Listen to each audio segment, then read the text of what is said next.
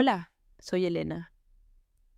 El multimillonario suegro de mi hija la echó de su mansión a gritos, diciéndole que la hija de una pordiosera no tiene lugar en su familia, y su esposo no hizo absolutamente nada para defenderla. Mi único crimen fue haber sido una madre trabajadora y honesta. ¿Alguna vez has sentido que tu amor y sacrificio fueron pisoteados por la arrogancia y el dinero? Antes de contarte lo que encontré en la estación de autobuses esa noche, esa imagen que ninguna madre debería ver jamás, déjame un comentario diciéndome desde dónde me estás viendo y suscríbete al canal. Créeme, no querrás perderte lo que sucede cuando una madre silenciosa finalmente decide cobrar las deudas que le deben. El conflicto no era nuevo, solo había llegado a su punto de quiebre. Durante años viví bajo una nube de humillación silenciosa. Mi hija, Catalina, se había casado con Tomás, el heredero de la fortuna de Ricardo, un hombre cuya riqueza era tan vasta como su desprecio por cualquiera que no perteneciera a su círculo. Desde el día de la boda me convertí en una mancha en el impecable linaje de su familia, una nota discordante en su sinfonía de opulencia. Cada visita a su mansión en Star Island era una prueba de resistencia. Ricardo, con su sonrisa gélida y sus ojos calculadores, se aseguraba de que yo nunca olvidara mi lugar. Para él, yo no era Elena.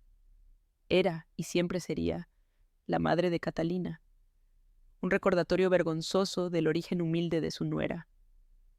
Recuerdo una Navidad en particular, el aire acondicionado de la mansión zumbaba, enfriando el calor de Miami hasta convertirlo en un ambiente estéril.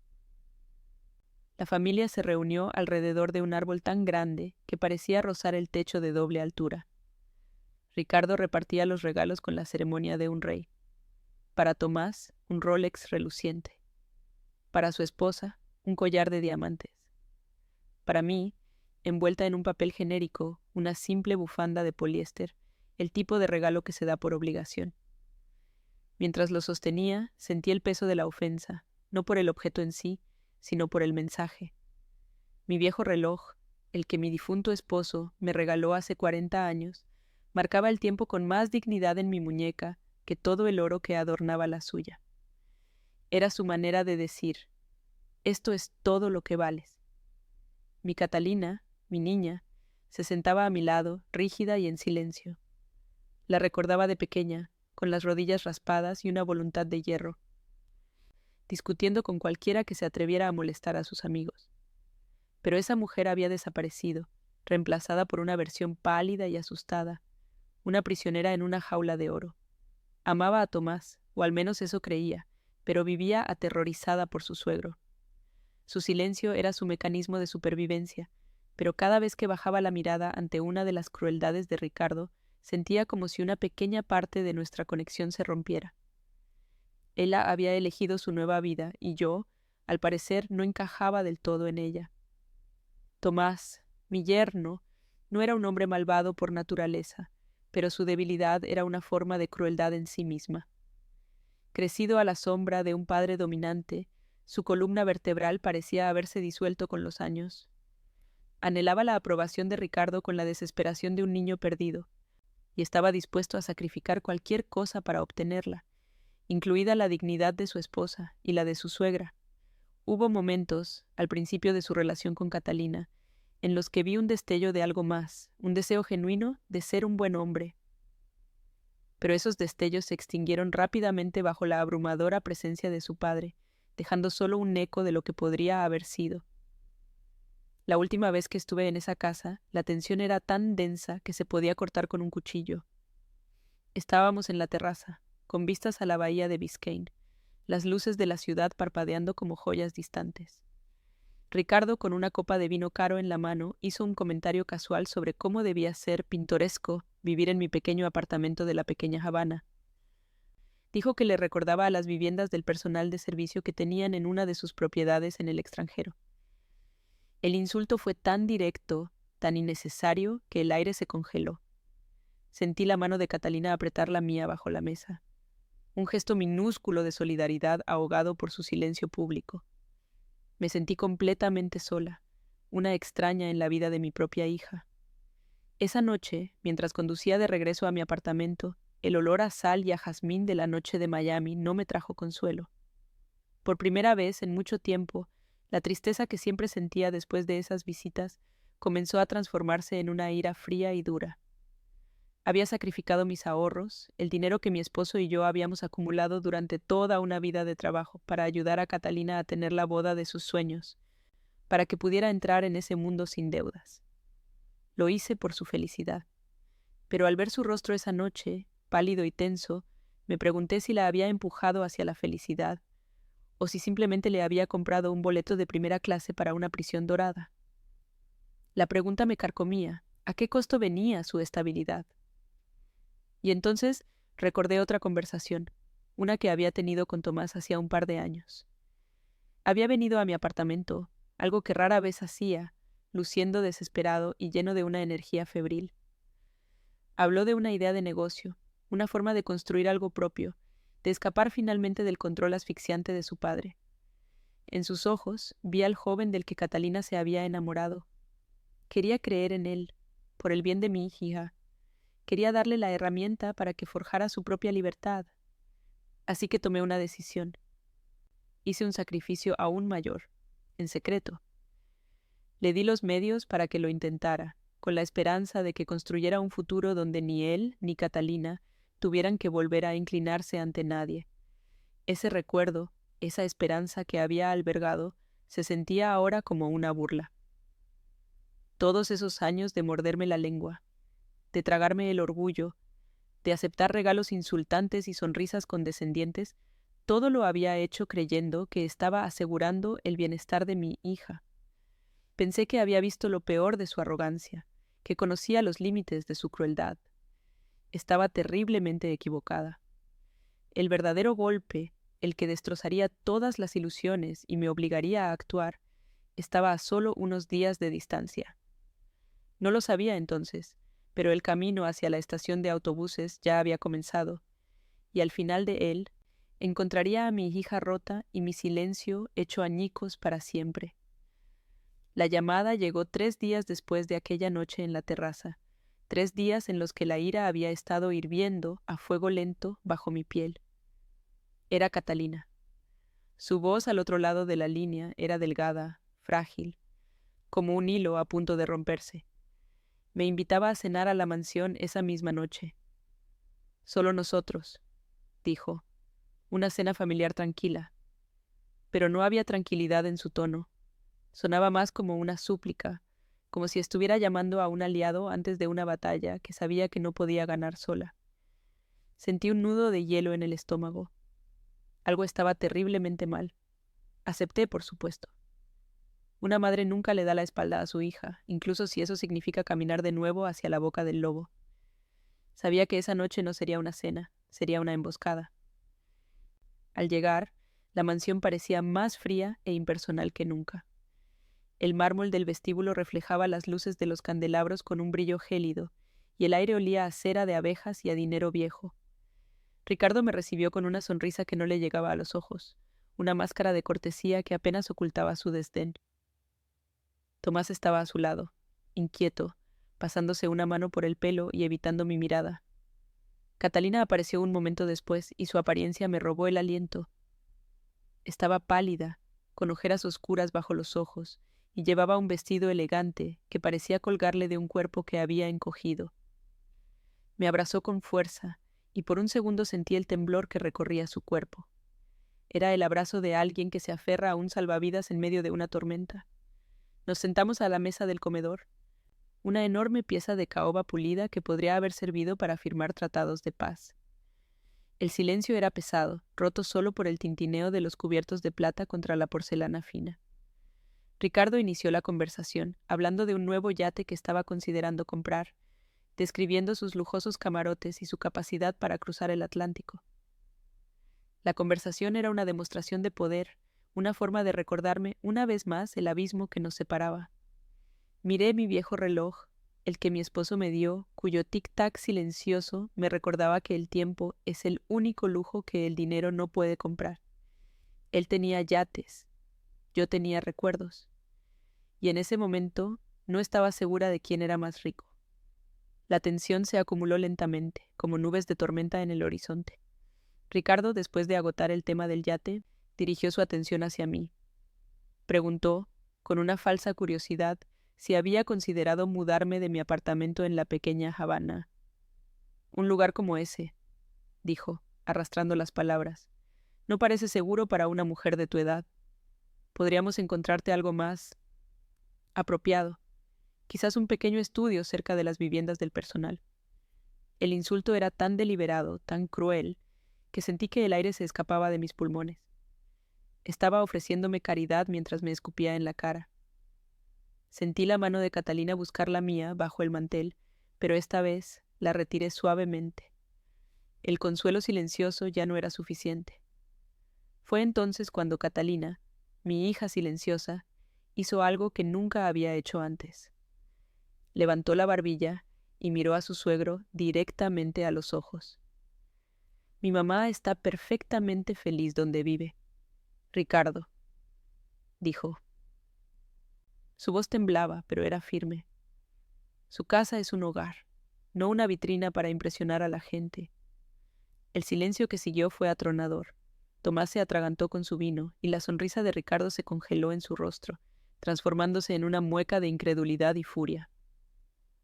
Por un instante vi a la niña valiente que recordaba, la que defendía a sus amigos en el patio de la escuela. Me sentí orgullosa, pero también aterrorizada, porque sabía que acababa de encender una mecha que no podría apagar. Ricardo dejó su copa sobre la mesa con un golpe seco que resonó en toda la habitación. Su mirada se clavó en su hijo. Tomás, ¿vas a permitir que tu esposa me hable de esta manera en mi propia casa? Siseó. Su voz era puro veneno. Esto es lo que sucede cuando te mezclas con gente que no entiende su lugar. La ingratitud es la moneda de los pobres. Cada palabra era un latigazo, no solo para Catalina, sino para Tomás, un recordatorio de su fracaso a los ojos de su padre. Tomás se encogió en su asiento. Su rostro era una máscara de miseria y conflicto. Miró a Catalina, luego a su padre, y finalmente a su plato, eligiendo la cobardía como refugio. Su silencio fue una traición más profunda que cualquier grito. La ira de Ricardo, ahora sin control, se volvió completamente hacia Catalina. Se puso de pie, su imponente figura proyectando una sombra sobre la mesa. Tú, le espetó, señalándola con el dedo. Vives en mi casa, comes mi comida, usas la ropa que el dinero de mi familia compra, ¿y te atreves a cuestionarme? Se inclinó sobre la mesa, su rostro a centímetros del de ella.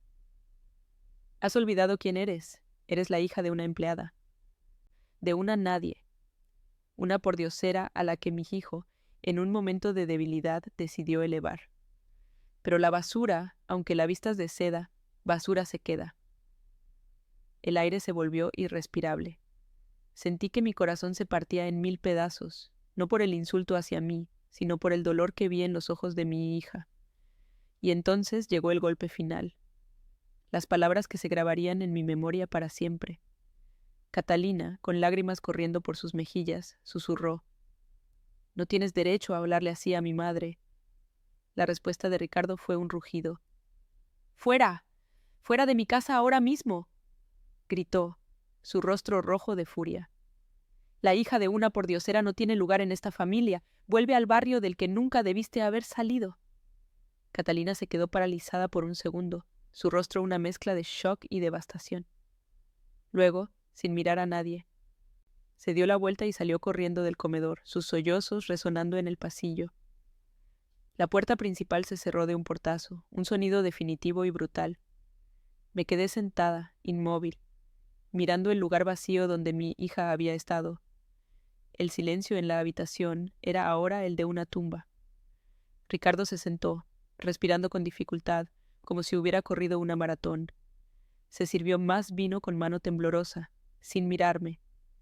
Tomás seguía con la cabeza gacha, un monumento a la vergüenza. En ese momento no sentí tristeza. No sentí dolor. Lo único que sentía era una rabia fría y cristalina, una claridad aterradora. El sacrificio que había hecho por él, el dinero que le di en secreto con la esperanza de que construyera una vida para mi hija, ahora se sentía como la soga con la que él mismo había ayudado a ahorcarla. La deuda ya no era solo financiera. Se había convertido en una deuda de honor. Salí de esa casa sin decir una palabra más. Nadie intentó detenerme. Mientras conducía por las calles iluminadas de Star Island, dejando atrás las mansiones y las palmeras perfectamente podadas, solo podía pensar en una cosa: encontrar a mi hija. Marqué su número una y otra vez, pero el teléfono sonaba hasta que saltaba el buzón de voz. La noche de Miami, normalmente tan vibrante y llena de vida, de repente se sentía vacía y amenazante. La brisa del mar que entraba por la ventanilla no me traía consuelo, solo un escalofrío que no tenía nada que ver con la temperatura. El miedo, un miedo primario y visceral de una madre por su cría, comenzó a apoderarse de mí. Pasaron las horas, la llamé docenas de veces, le envié mensajes que quedaban sin leer. Conduje por los lugares que solía frecuentar, pero no había rastro de ella. La imagen de su rostro destrozado al salir de esa casa se repetía en mi mente una y otra vez. La ira que había sentido en la cena se estaba transformando en una creciente desesperación. Sabía que Ricardo la había roto, pero el silencio de Tomás la había aniquilado. La habían despojado de todo, de su hogar, de su dignidad, y la habían arrojado a la noche sin nada. Y fue entonces, cuando la esperanza comenzaba a desvanecerse, que un pensamiento horrible y repentino cruzó mi mente. La estación de autobuses, el lugar al que vas cuando no tienes a dónde más ir. Pisé el acelerador, rezando para estar equivocada. La estación de autobuses de Miami, a esa hora de la noche, era un universo en sí misma.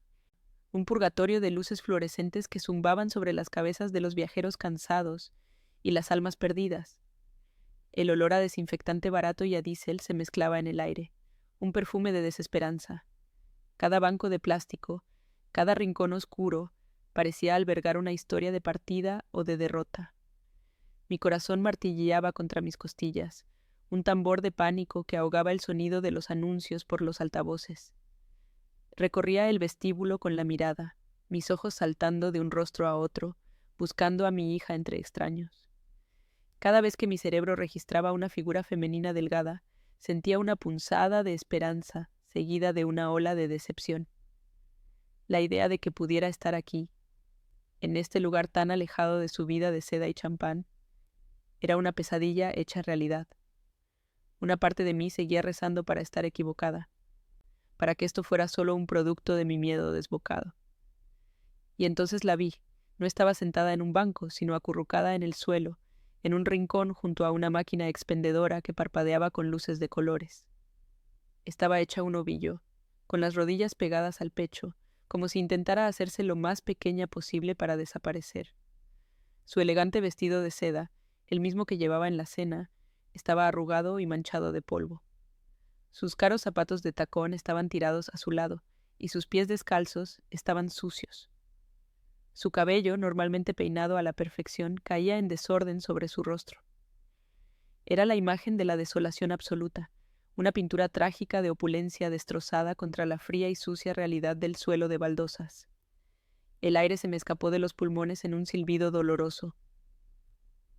La ira que había sentido hacia Ricardo se evaporó, reemplazada por un dolor tan profundo y agudo que me dobló por la mitad. Era mi niña, mi pequeña Catalina, reducida a esto. Me acerqué a ella, con pasos que no sentía, como si flotara sobre el suelo pegajoso. Me arrodillé a su lado, y el frío de las baldosas se filtró a través de mis pantalones. «Catalina», susurré, mi voz rota. Ella levantó la cabeza lentamente, y cuando sus ojos se encontraron con los míos, vi un vacío que nunca antes había conocido. Estaban hinchados y rojos de tanto llorar, pero más allá de las lágrimas había una ausencia, como si la luz dentro de ella se hubiera apagado. Le tomó un segundo reconocerme, y cuando lo hizo, su rostro se contrajo en una mueca de dolor fresco y se echó a llorar de nuevo, esta vez con sollozos secos y convulsivos que sacudían todo su cuerpo. Se aferró a mi brazo con una fuerza desesperada. «Mamá», gimió entre lágrimas. «Fue mi suegro. Dijo que la hija de una pordiosera no tiene lugar en su familia. Me echó, mamá. Simplemente me echó». Con mucho esfuerzo la ayudé a levantarse y la guié hasta un banco de metal frío y vacío. Se sentó pesadamente, temblando a pesar del calor húmedo de la noche de Miami. Mientras se aferraba a mi mano como si fuera un ancla en medio de un huracán, me contó el resto. Después de que la puerta de la mansión se cerrara tras ella, se quedó en la acera, en shock. Intentó llamar a Tomás, una y otra vez, pero él nunca contestó. No tenía su cartera, solo su teléfono y el pequeño bolso de noche que llevaba. Sin dinero para un taxi, empezó a caminar, sin rumbo, sus tacones torturándola a cada paso. Caminó durante horas, las luces de las mansiones de Star Island burlándose de ella, hasta que sus pies no pudieron más. Acabó en la estación de autobuses porque era el único lugar que se le ocurrió donde podría sentarse toda la noche sin que nadie la molestara. Fue abandonada, literalmente, en la calle, por la familia a la que había entregado su vida. Mientras hablaba, su voz apenas un susurro ronco, buscó a tientas en su bolso y sacó su teléfono. Con los dedos temblorosos, abrió un mensaje y me lo mostró.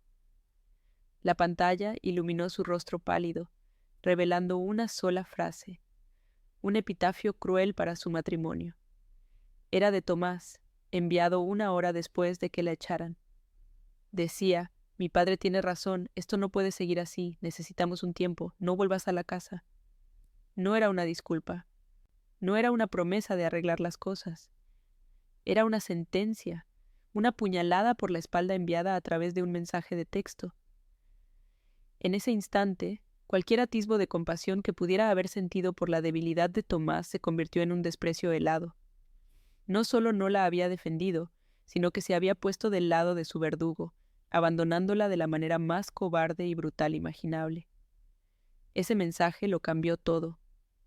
Miré la pantalla del teléfono, luego el rostro destrozado de mi hija, y algo dentro de mí se endureció, cristalizándose en una resolución fría como el acero. La tristeza y el dolor seguían ahí, pero ahora estaban envueltos en una capa de furia decidida. El tiempo de agachar la cabeza, de aceptar las humillaciones en silencio por el bien de una paz frágil, había terminado. Habían cruzado una línea de la que no había retorno. Habían intentado destruir a mi hija, despojarla de su dignidad y tratarla como basura. No se lo iba a permitir. De repente, el recuerdo de mi sacrificio, el secreto que compartía con Tomás, ya no era una fuente de dolor, sino un arma. El plan comenzó a formarse en mi mente, claro y preciso. Ya no se trataba solo de rescatar a Catalina, se trataba de reclamar lo que nos debían, en todos los sentidos de la palabra. Llevé a Catalina al coche, la envolví en una vieja manta que guardaba en el maletero y encendí la calefacción, aunque afuera hacía calor. Necesitaba sentir algo de calor, algo de seguridad. Una vez que se acurrucó en el asiento del copiloto, con la mirada perdida en la distancia, me alejé unos pasos y saqué mi propio teléfono. Mis dedos no temblaron cuando marqué el número de mi hermano. Sonó 2 veces antes de que Juan contestara, su voz somnolienta y preocupada. «Elena, ¿está todo bien?» No perdí el tiempo en explicaciones. Mi voz era baja, controlada, pero cargada con el peso de la noche. «Juan, soy yo. Escúchame. ¿Recuerdas esa deuda que mi yerno tiene contigo? Esa que nunca pagó». Hice una pausa, dejando que las palabras flotaran en la noche. «Es hora de cobrarla». Hubo un silencio al otro lado de la línea, y supe que mi hermano entendió la gravedad de mi tono. Juan siempre había sido el pragmático de la familia, el que veía el mundo en blanco y negro, en débitos y créditos. No le gustaba Tomás y desconfiaba de Ricardo desde el principio. «Sabía que este día llegaría», dijo finalmente, su voz despojada de sueño y llena de una lealtad incondicional. «Dime qué necesitas, hermana». Le expliqué brevemente la situación, lo justo para que comprendiera la urgencia. «Estaré en tu casa por la mañana», prometió. «Traeré los papeles, todos ellos». Colgué el teléfono sintiendo una extraña calma. Por primera vez en años, no me sentía como una víctima reaccionando a sus crueldades. Estaba tomando el control. Estaba a punto de recordarles que las deudas, especialmente las de honor, siempre se pagan. El viaje de regreso a mi apartamento en la pequeña Habana fue silencioso. Las luces de neón de la calle 8 se reflejaban en el parabrisas, pintando colores vibrantes sobre el rostro pálido de mi hija. El contraste con el brillo estéril y blanco de Star Island no podría haber sido mayor. Este era mi mundo, ruidoso, imperfecto, pero real y lleno de corazón. Al llegar, la ayudé a salir del coche y la guié escaleras arriba. Mi pequeño apartamento, que Ricardo había despreciado como pintoresco y propio del personal de servicio, se convirtió en un refugio. Olía a café y a libros viejos, el aroma de una vida vivida con honestidad. Le preparé un té, la ayudé a quitarse el vestido sucio y la arropé en mi cama, la misma en la que la acunaba cuando era una niña con pesadillas. Mientras ella dormía finalmente, exhausta por el dolor, me senté en mi viejo sillón en la sala de estar. El único sonido era el tic-tac constante del reloj que mi esposo me había regalado, un recordatorio del paso del tiempo y de los valores que perduran. Miré por la ventana las calles de mi barrio, un lugar donde la gente se ayudaba, donde el honor significaba algo. Pensé en el Rolex en la muñeca de Tomás, un símbolo de tiempo comprado pero no ganado. Y pensé en el contrato que mi hermano traería por la mañana, un simple papel que representaba la verdad, una verdad que estaba a punto de explotar en su mundo de mentiras y apariencias. La noche había sido la más oscura de mi vida, pero por primera vez veía el amanecer, y sabía, con una certeza absoluta, que la tormenta apenas estaba por comenzar. La mañana siguiente llegó sin que yo hubiera pegado un ojo. Me senté en mi sillón, con una taza de café frío en la mano, escuchando la respiración acompasada de Catalina desde mi dormitorio. El amanecer pintaba de un rosa pálido el cielo sobre los tejados de la pequeña Habana, pero yo no sentía su calidez. Dentro de mí, la noche no había terminado. El recuerdo de mi hija, acurrucada y rota en el suelo de la estación de autobuses, era una brasa ardiente en mi pecho. Cada tic-tac de mi viejo reloj en la pared no marcaba el paso del tiempo, sino la cuenta regresiva hacia el momento en que la justicia, mi justicia, sería reclamada.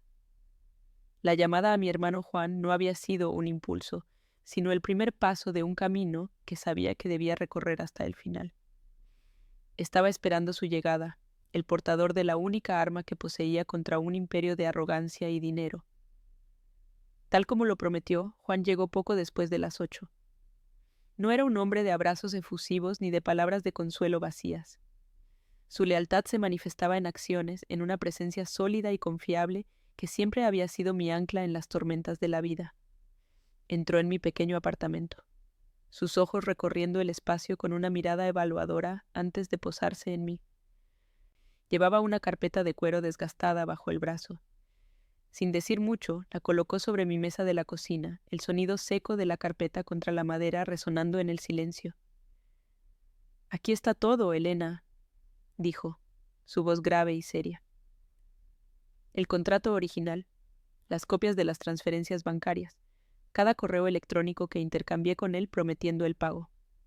Todo. Al abrir la carpeta, el olor a papel y tinta llenó el aire, y por primera vez sentí que mi plan dejaba de ser una idea abstracta para convertirse en una realidad tangible y afilada.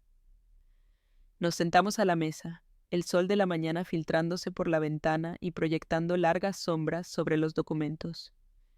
Juan me señaló la firma de Tomás en la última página del contrato de préstamo. Era una firma apresurada, casi ilegible, la rúbrica de un hombre desesperado. Recordé la llamada que me hizo Juan hace 2 años, después de que Tomás lo contactara. «Elena, tu yerno quiere que le prestes $50,000», me había dicho. Su escepticismo era evidente. Dice que es para una inversión, para independizarse de su padre. Y yo, en mi ciega esperanza por la felicidad de mi hija, le había dicho a mi hermano que lo hiciera, transfiriéndole en secreto los ahorros de mi vida, el dinero de mi herencia, para que él actuara como intermediario. La familia de una pordiosera siempre paga sus deudas, había dicho Ricardo. Mirando esa firma, una sonrisa amarga se dibujó en mis labios. Estaba a punto de enseñarle el verdadero significado de esa frase. El sonido de la puerta del dormitorio al abrirse nos sobresaltó. Catalina apareció en el umbral, envuelta en una de mis batas viejas, con el pelo enredado y los ojos todavía hinchados. Parecía una niña perdida en un cuerpo de mujer. Su mirada se posó en nosotros, luego en los papeles esparcidos sobre la mesa. Una expresión de confusión y miedo cruzó su rostro. —¿Qué es todo esto? —preguntó. Su voz era un susurro frágil. Por un momento, consideré pedirle que volviera a la cama, protegerla de esto como siempre había intentado protegerla de todo. Pero al verla allí, tan vulnerable, me di cuenta de que seguir protegiéndola del mundo solo la haría más débil. Las habían herido porque no sabía cómo defenderse. Era hora de que viera cómo se hacía. Era hora de que aprendiera a luchar por sí misma, a mi lado. Con una calma que no sentía del todo, le hice un gesto para que se sentara con nosotros. —Siéntate, mi amor —le dije suavemente—. Hay algo que necesitas saber. Juan se removió incómodo en su silla, pero no dijo nada. Esperé a que Catalina tomara asiento y luego, con cuidado, deslicé el contrato de préstamo por la mesa hasta que quedó frente a ella. Observé su rostro mientras sus ojos recorrían el documento, su ceño frunciéndose en confusión hasta que vio la firma en la parte inferior. Levantó la vista hacia mí, sus ojos llenos de una pregunta silenciosa que me partió el corazón. —Tomás me pidió dinero hace 2 años, le expliqué, mi voz firme. Quería construir algo propio, ser independiente de su padre.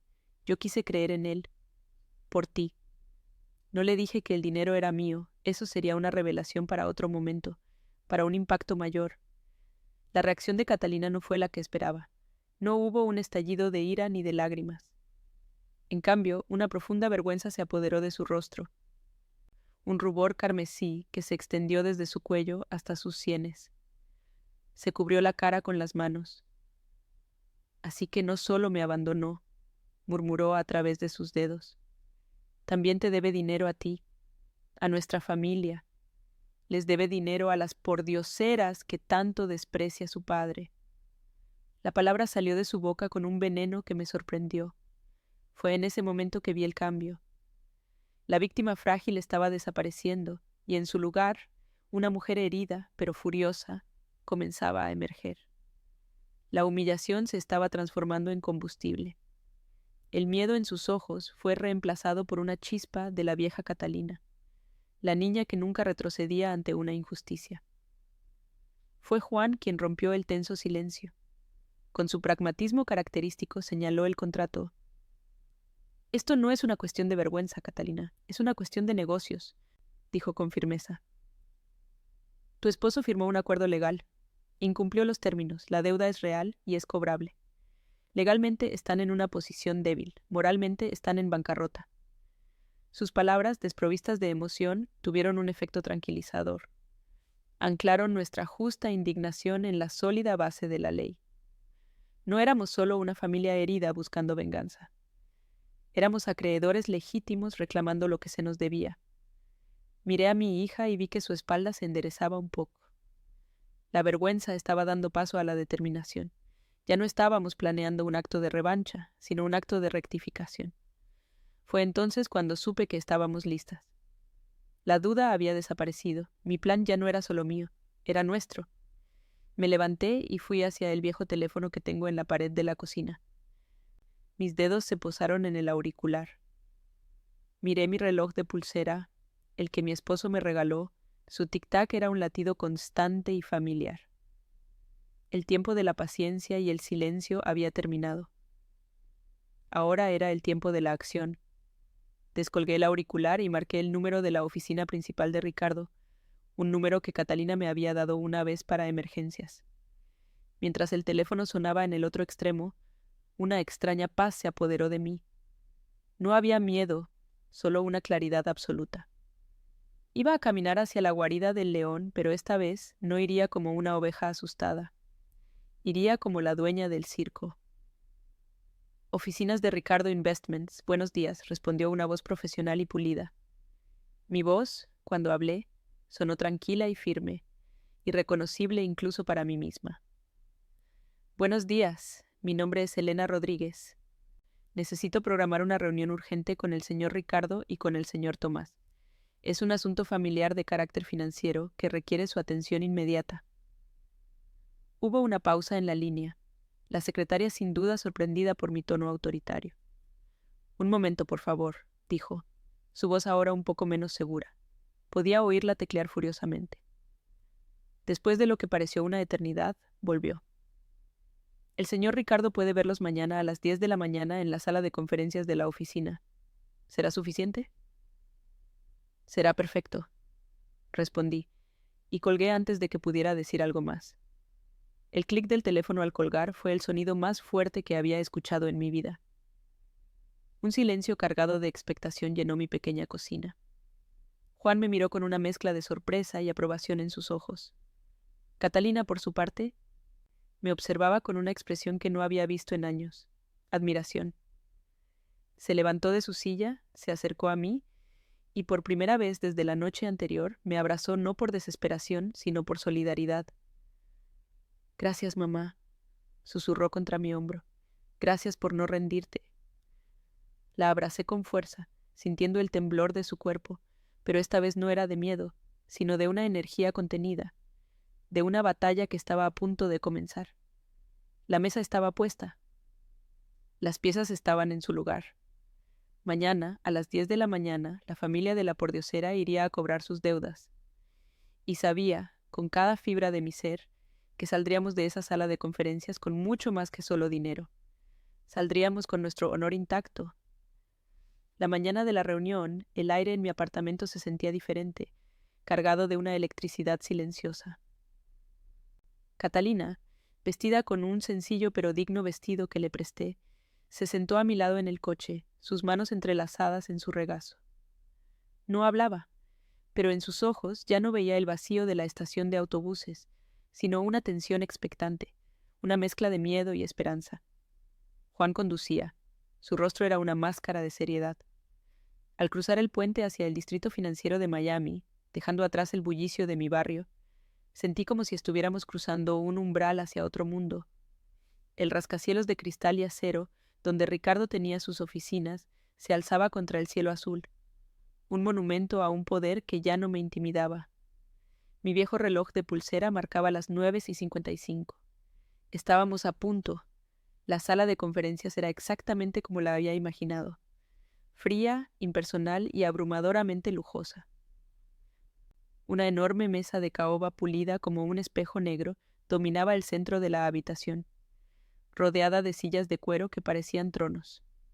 Las paredes de cristal ofrecían una vista panorámica de la bahía de Biscayne, pero la belleza del paisaje se sentía estéril, atrapada detrás del vidrio. Nos sentamos en un lado de la mesa, Juan colocando su desgastada carpeta de cuero frente a él, un objeto de honesto trabajo en un mar de opulencia corporativa. El silencio era total, roto solo por el suave zumbido del aire acondicionado. Esperamos. Cada segundo que pasaba sentía cómo mi resolución se solidificaba, convirtiéndose en una armadura invisible. No había venido a suplicar ni a negociar. Había venido a dictar los términos. A las 10 en punto, la puerta se abrió y entraron. Ricardo iba primero, con su traje a medida y una expresión de fastidio impaciente, como si le estuviéramos haciendo perder un tiempo valioso. Tomás lo seguía como una sombra, pálido y con los ojos fijos en el suelo, evitando nuestra mirada a toda costa. No nos saludaron. Ricardo se sentó en la cabecera de la mesa, el rey en su castillo, y nos miró por encima de sus gafas de lectura. «¿Y bien?», dijo. Su voz era un filo cortante. «Tienen 10 minutos. Supongo que esto tiene que ver con la lamentable situación de Catalina. Si han venido a pedir dinero o una segunda oportunidad, pueden ahorrarse el discurso. Mi decisión es final». Su arrogancia era tan predecible, tan ciega, que casi sentí lástima por él. No tenía ni la más remota idea de la tormenta que estaba a punto de desatarse sobre su cabeza. No respondí a su provocación. En lugar de eso, miré a mi hermano. Juan, con un movimiento lento y deliberado, abrió su carpeta. Sacó un único documento de varias páginas, engrapado en la esquina superior, y lo deslizó suavemente sobre la superficie pulida de la mesa. El papel se deslizó en silencio hasta detenerse justo frente a Ricardo. Mi yerno, Tomás, levantó la vista por primera vez, y vi una chispa de pánico en sus ojos al reconocer la carpeta de Juan. Ricardo frunció el ceño, confundido por nuestro silencio y por el documento. Con un gesto de irritación, lo tomó y comenzó a leer la primera página. Observé su rostro, esperando el momento exacto en que la comprensión lo golpeara. El aire en la habitación se volvió denso, pesado con lo no dicho. El cambio fue sutil al principio, una leve arruga en su frente. Luego, sus ojos se abrieron un poco más mientras pasaba a la segunda página, donde estaban detallados los términos del préstamo. $50,000. Su mirada saltó de la página al rostro de su hijo, una pregunta silenciosa y furiosa formándose en sus ojos. Tomás se encogió en su silla, su rostro perdiendo todo color, volviéndose del tono del papel que su padre sostenía. Ricardo pasó a la última página, y allí, bajo la firma de mi hermano, estaba la de su hijo. Tomás, una rúbrica temblorosa y desesperada. El silencio se rompió con el sonido del papel al ser arrojado violentamente sobre la mesa. —¿Qué demonios es esto, Tomás? —siseó Ricardo, su voz baja y cargada de una furia helada que era mucho más aterradora que sus gritos. Tomás tartamudeó, incapaz de formar una frase coherente. —Padre, yo puedo explicarlo. Era una inversión, Iba a devolvérselo, lo juro.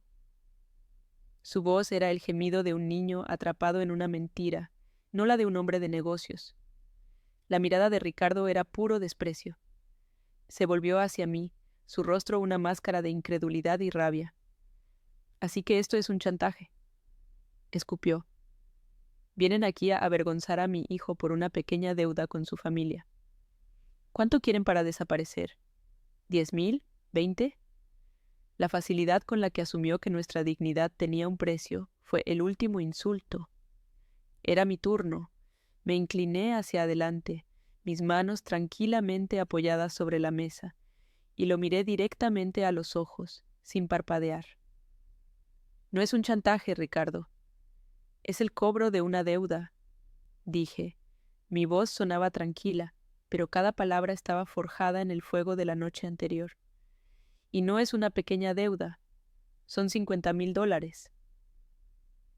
El dinero que su hijo le pidió a mi familia para poder escapar de su sombra, para construir algo por sí mismo. Hice una pausa, dejando que las palabras calaran. Luego lancé el golpe final, el que lo cambiaría todo. Pero hay algo que usted no sabe. Mi hermano Juan solo fue el intermediario. El dinero que le prestó a su hijo, el dinero que él nunca devolvió, no era suyo, eran los ahorros de toda mi vida. Era mi herencia, el dinero de la pordiosera a cuya hija usted echó a la calle. El impacto de mis palabras fue visible, como una onda expansiva en el agua. La mandíbula de Ricardo se aflojó, su rostro arrogante se descompuso en una expresión de puro shock. Sus ojos, antes llenos de desdén, ahora estaban vacíos, perdidos. La imagen de su hijo perfecto, el heredero de su imperio, se había hecho añicos frente a él, revelando a un hombre débil que no solo había fracasado por sí mismo, sino que lo había hecho con el dinero de la mujer que su padre más despreciaba. La humillación era total, absoluta y deliciosa. El poder en esa habitación no se había desplazado. Se había invertido por completo, como un reloj de arena al que se le da la vuelta. El silencio que siguió no fue tenso, fue el silencio de la derrota. Tomás finalmente se rompió. Se cubrió el rostro con las manos y un sollozo ahogado escapó de su garganta. El Rolex de oro en su muñeca, el regalo de su padre que una vez me pareció un símbolo de su estatus, ahora parecía una burla, un grillete brillante que lo ataba a su propia vergüenza. Catalina, a mi lado, inspiró profundamente, un sonido tembloroso pero firme. No dijo nada, pero vi en su postura que algo dentro de ella se había enderezado para siempre. Estaba presenciando no solo la caída de sus verdugos, sino el renacimiento de su madre. Y en ese momento supo que nunca más volvería a tener miedo de ellos. Juan, siempre el pragmático, carraspeó, devolviendo a la habitación a la realidad. Tenemos aquí los detalles de la cuenta bancaria, dijo. Su voz era la de un hombre de negocios cerrando un trato. Esperamos la transferencia completa de los $50,000, más los intereses acordados en el contrato, antes del final del día hábil. De lo contrario, nuestros abogados procederán con la ejecución de la deuda mañana por la mañana. No era una amenaza. Era una declaración de hechos. Ricardo no respondió. Siguió mirando al vacío, como si no pudiera procesar la magnitud de su derrota. Su imperio de arrogancia se había derrumbado sobre los cimientos de una mentira que su propio hijo había construido. Me levanté de mi silla. El movimiento fue suave y sin prisa. Mi trabajo aquí había terminado. Miré por última vez a los dos hombres sentados en su jaula de oro y cristal. No sentí triunfo, ni siquiera satisfacción. Solo sentí una inmensa y tranquila liberación. Me acerqué a Catalina y le puse una mano en el hombro. Vamos, hija. Es hora de irnos a casa. Ella se levantó y por primera vez en mucho tiempo caminó con la cabeza en alto. Juntas, y con Juan siguiéndonos, salimos de esa fría sala de conferencias y caminamos hacia la luz del sol de Miami, dejando atrás las ruinas de su falso reino. La familia de la pordiosera había venido a cobrar sus deudas, y habíamos recuperado mucho más que dinero. Habíamos recuperado nuestro honor. El viaje en el ascensor hacia el vestíbulo fue el más largo de mi vida. Nadie dijo una palabra. Catalina estaba a mi lado, con la espalda recta, mirando fijamente las puertas de acero pulido. Juan, al otro lado, tenía una expresión tranquila, la de un hombre que ha completado una tarea necesaria. Cuando las puertas se abrieron, la luz del sol de Miami nos golpeó como una bendición. Catalina inspiró profundamente, como si fuera la primera vez que respiraba aire puro en años. No fue una exhalación de alivio, sino una inhalación de libertad. Al salir del edificio, dejando atrás la torre de cristal y su fría opulencia, sentí que no solo habíamos dejado una sala de conferencias, sino que habíamos escapado de una prisión. El calor húmedo de la ciudad nunca se había sentido tan acogedor, tan lleno de promesas. Ya no éramos víctimas huyendo de la oscuridad, éramos sobrevivientes caminando hacia la luz.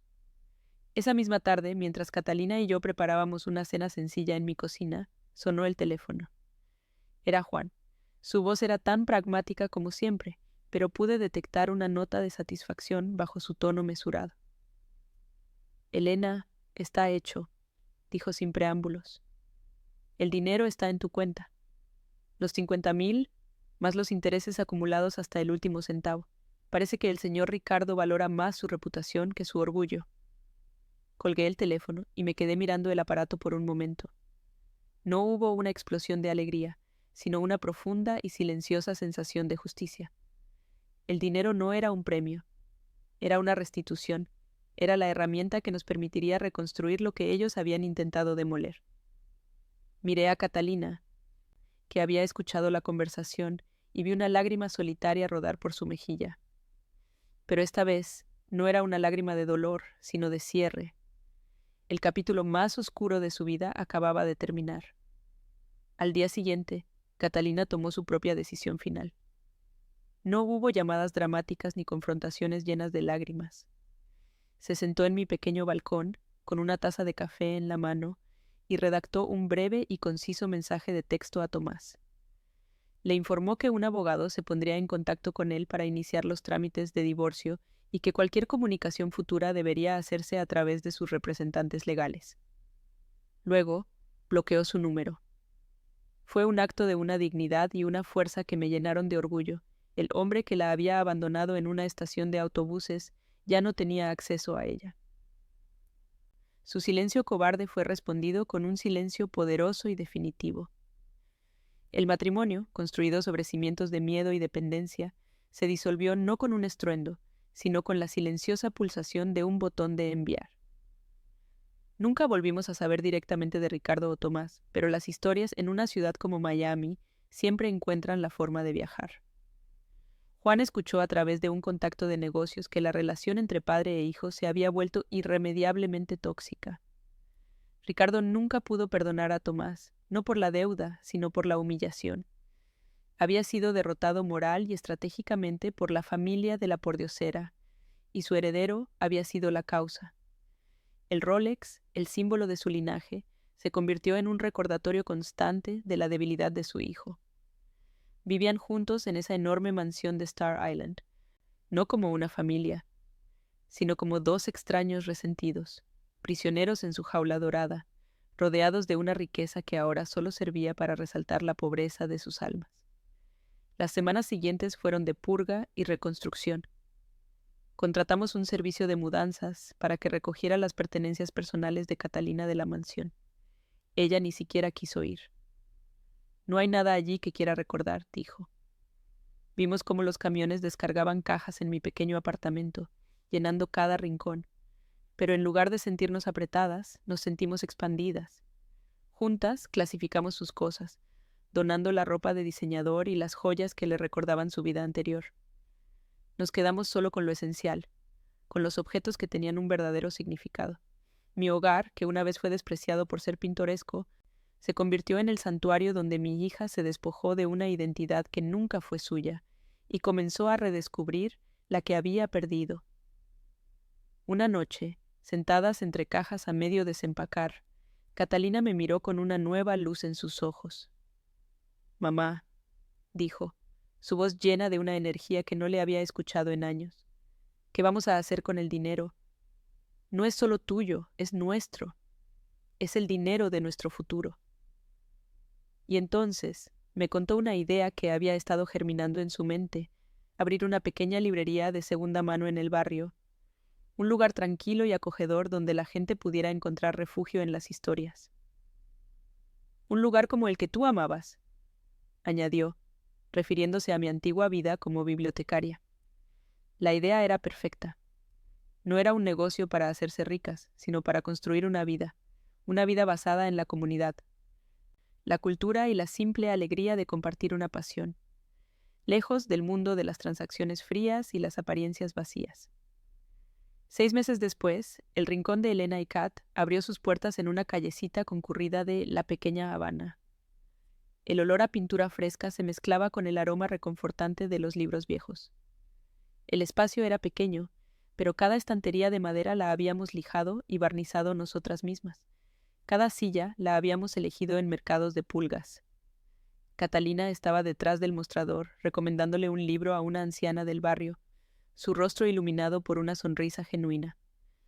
Me senté en un pequeño sillón junto a la ventana, observando la escena. Mi viejo reloj de pulsera marcaba las 3 de la tarde. Su tic-tac ya no era un recordatorio del tiempo que se perdía en la humillación, sino el ritmo constante y apacible de nuestra nueva vida. Una vida que habíamos construido no con el dinero que recuperamos, sino con el honor que nunca perdimos. Juan nos visitaba a menudo, trayendo pasteles y sentándose a leer en silencio durante horas. Su presencia era un pilar de apoyo silencioso.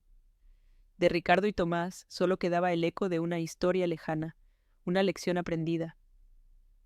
Catalina floreció, convirtiéndose en la mujer fuerte y compasiva que siempre supe que podía ser.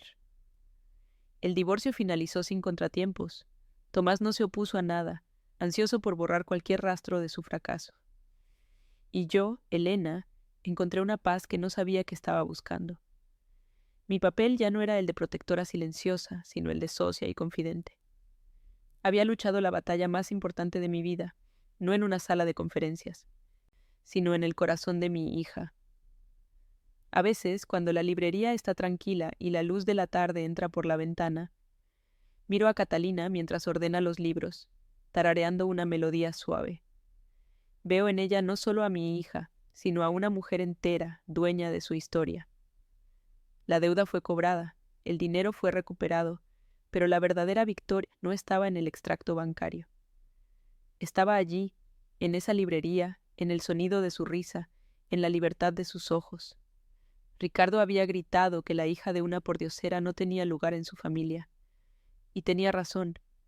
Nuestro lugar nunca estuvo allí. Estaba aquí, en un pequeño rincón del mundo que construimos nosotras mismas, un lugar donde el valor no se mide en oro, sino en la fuerza para empezar de nuevo. Y esa es una riqueza que nadie puede quitarnos jamás. Desde este pequeño rincón de paz que es nuestra librería, A menudo veo a la gente pasar y me pregunto cuántas batallas silenciosas se libran detrás de sus sonrisas. La historia que les he contado no es solo sobre dinero o una disputa familiar. Es sobre el valor que nos damos a nosotros mismos cuando el mundo intenta ponernos un precio. Durante años, permití que el brillo del oro de otros opacara mi propia luz. Creí que mi valor estaba ligado a mi cuenta bancaria, al barrio donde vivía, al silencio que me imponía para no molestar. El mayor descubrimiento de mi vida, a mis 75 años, fue darme cuenta de que mi dignidad nunca estuvo en venta y, por lo tanto, nadie tenía el poder de comprármela o quitármela. Solo yo podía entregarla, y esa noche, en la estación de autobuses, decidí reclamarla para siempre. He aprendido que hay dos tipos de silencio. Está el silencio del miedo, el que nos traga y nos hace invisibles, el que le da poder a los que gritan más fuerte. Yo viví en ese silencio durante mucho tiempo, creyendo que era una forma de amor, de sacrificio por la felicidad de mi hija. Pero luego está el otro silencio, el de la observación, el de la paciencia, el que acumula fuerza mientras espera el momento adecuado. Cuando una madre silenciosa finalmente decide hablar, su voz no necesita gritar, porque no está cargada de rabia, sino del peso inquebrantable de la verdad. Mi silencio dejó de ser una jaula para convertirse en mi mayor estrategia. Observé, esperé, y, cuando actué, cada palabra fue un movimiento calculado para desmantelar un castillo construido sobre la arrogancia. La palabra deuda tiene un significado mucho más profundo que el dinero. Ricardo y Tomás nos debían algo más valioso. Nos debían el respeto por los sacrificios que hice. Nos debían la decencia de tratar a mi hija como un ser humano y no como un accesorio. Nos debían el honor de reconocer que nuestra familia, aunque humilde, tenía principios que su fortuna no podía comprar. Los $50,000 fueron simplemente el vehículo, el lenguaje que ellos entendían. Pero la verdadera deuda que vine a cobrar ese día no se podía transferir desde una cuenta bancaria. Era una deuda moral, y el pago fue ver la verdad reflejada en sus rostros derrotados. Fue reclamar la narrativa de nuestra vida y escribir nuestro propio final. Mucha gente me pregunta si extraño algo de la vida que mi hija tenía. La respuesta es un rotundo no. La verdadera riqueza no es tener una mansión con vistas al mar donde te sientes solo y despreciado. La verdadera riqueza es este lugar, el olor a libros viejos, el sonido de la risa de mi hija, la conversación tranquila con un vecino que entra a buscar una historia. Es mirar mi viejo reloj, el que me regaló mi esposo, y saber que cada segundo que marca está lleno de propósito y amor, no de la ansiedad por mantener las apariencias como el Rolex en la muñeca de Tomás. Construimos esta nueva vida no sobre el dinero que recuperamos, sino sobre los escombros de la mentira que derribamos. Y eso, mis amigos, es un cimiento que ninguna tormenta puede destruir. Si estás pasando por una situación en la que te sientes pequeño, humillado o sin voz, quiero que sepas algo. Dentro de ti tienes tu propio contrato de préstamo. No tiene que ser un documento legal. Puede ser tu integridad, tu verdad, el amor incondicional por tus hijos o simplemente la decisión de decir basta.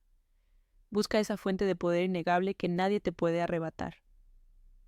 A veces, la mayor demostración de fuerza no es ganar una discusión, sino tener el coraje de alejarte de una mesa donde ya no se sirve respeto. No necesitas su dinero ni su aprobación para validar quién eres. Tu valor ya existe, intacto. Solo tienes que recordarlo y actuar en consecuencia. Nuestra victoria no fue verlos caer, fue vernos a nosotras mismas levantarnos. La imagen de mi hija, rota en el suelo de esa estación, podría haber sido nuestro final, pero decidimos que sería nuestro punto de partida. Transformamos el momento de mayor humillación en la base de nuestra liberación.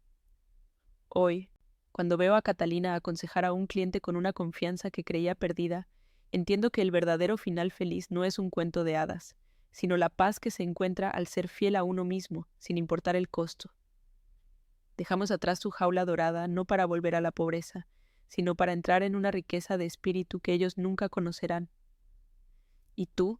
¿Alguna vez has tenido que cobrar una deuda que no era de dinero, sino de respeto? ¿Has encontrado la fuerza para reclamar tu dignidad cuando alguien intentó arrebatártela? Antes de irte, quiero que compartas tu historia en los comentarios, porque nuestras voces juntas son más fuertes. Y si mi viaje te ha inspirado, suscríbete a este canal. Hay muchas historias de fortaleza silenciosa que merecen ser contadas, y créeme, la tuya es una de ellas. Juntos, podemos recordarle al mundo que el honor es la única moneda que nunca se devalúa.